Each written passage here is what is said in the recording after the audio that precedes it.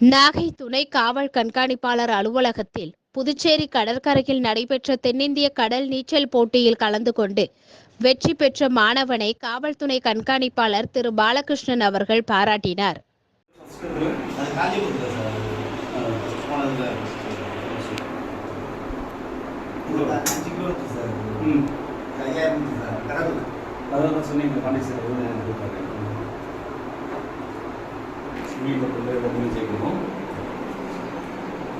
Okay, படிக்கலாம்.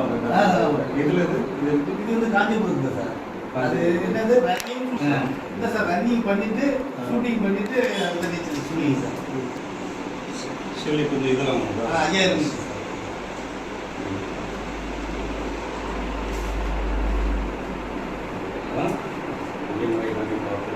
साढ़े पाँच